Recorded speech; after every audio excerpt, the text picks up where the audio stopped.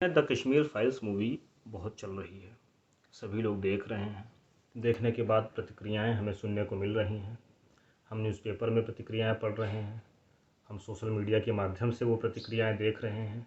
लोगों के मन में कितना आक्रोश है, कितना क्रोध है।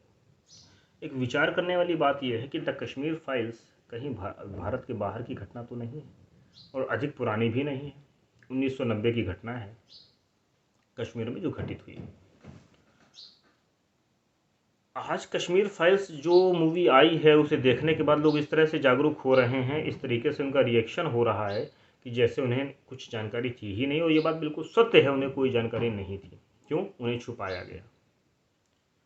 सेकुलरिज्म के नाम पर मैं यहाँ पर किसी धर्म विशेष के विरोध में नहीं खड़ा हूँ, मगर जो सच्चाई है मैं वो बता रहा हूँ। सेकुलरिज्म के नाम पर लोग यहाँ ब्लाइंड बातचीत करते हैं। जो सेकुलर लोग हों वो इस वीडियो से दूर रहें, मैं पहले बता रहा हूँ, उन्हें ये बात हजम नहीं होगी।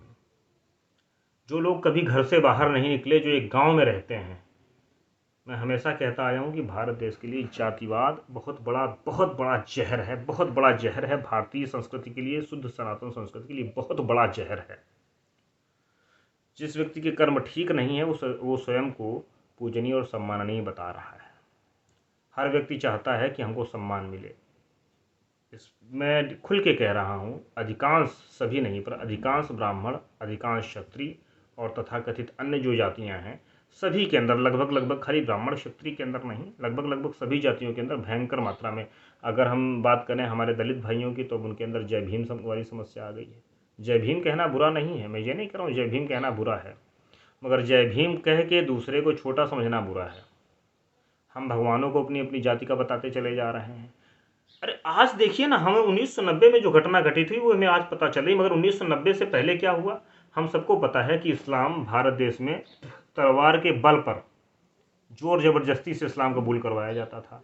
1990 से बहुत पहले बहुत सारे कश्मीरी मुसलमान जो कन्वर्ट होना चाहते थे, यानी जो इन हिंदुओं को जबरदस्ती मुस्लिम बनाया गया था, वो सब वापस हिंदू धर्म में आना चाहते थे। और उस पूरे दल ने, हजारों लोगों ने आर्य समाज से संपर्क किया और कहा कि हम सब हिंदू बनना चाहते हैं वापस। हम सब ने इस्लाम तो स्वीकार कर लिया था, पर कहीं ना कहीं हमारे अंदर जो हिंदुत्व था वो हमेशा हमें दुत्कारता है और कहता है कि नहीं, तुम वापस अपनी मूल संस्कृति में आ जाओ। इसका बहुत सारे हजारों लाखों हिंदुओं ने बड़े कड़े पैमाने पे विरोध किया कि नहीं, ये सब तो मुसलमान बन गए थे, अब कुछ सालों में ये सब दोबारा हिंदू बन रहे हैं, इनको हम किस जाति में डालेंगे, किस वर्ग में डालेंगे, बहुत समस्या क्रिएट होगी, वर्ण संकरता पैदा हो जाएगी। इसके चलते उन्हें हिंदू नहीं बनने दिया गया। अब उनकी जो संतानें हुई वो लगभग 90% नेचर वाइज मुस्लिम थी।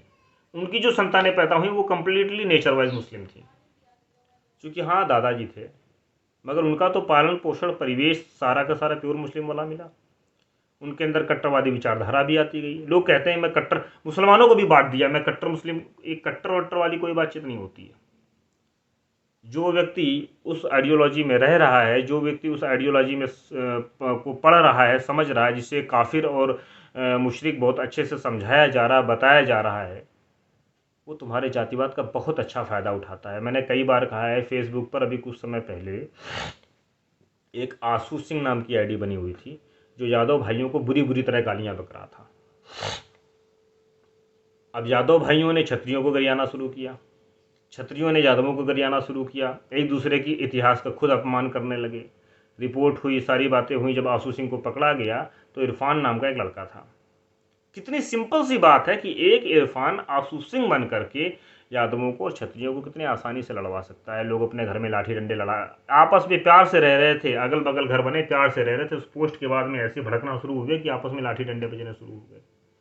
कितनी शर्म की बात है। हम जैसे जागरूक समाज के लोगों को आप जातिवाद के नाम पे लड़ा सकते हैं।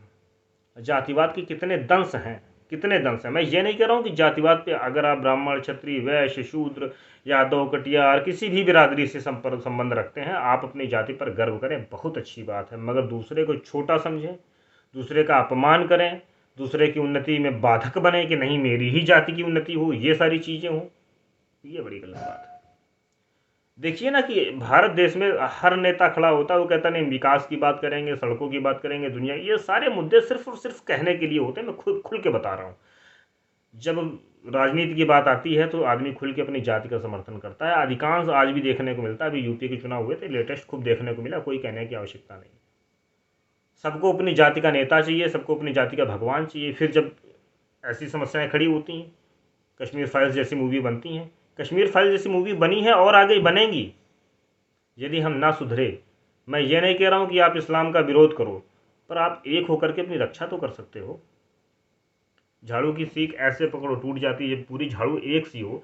अब झाड़ू की सीख में क्या सारी सीखें उतनी बड़ी बड़ी होती हैं? नहीं, कोई छोटी है, कोई बड़ी है, कोई मोटी है, कोई पतली है। उसी तरीके से यदि हमने सनातन संस्कृति में जन्म लिया है तो इसके शुद्ध संस्कार समझें और हम आपस में एकजुट होकर के रहें। यदि जातिवाद का दंश, बहुत सारे लोग मुझे रिक्वेस्ट भेजते हैं सिर्फ इस बात पर कि आप मेरी जाति के हैं। मैं कहता हूँ भाई मैं आपकी जाति का नहीं हूँ।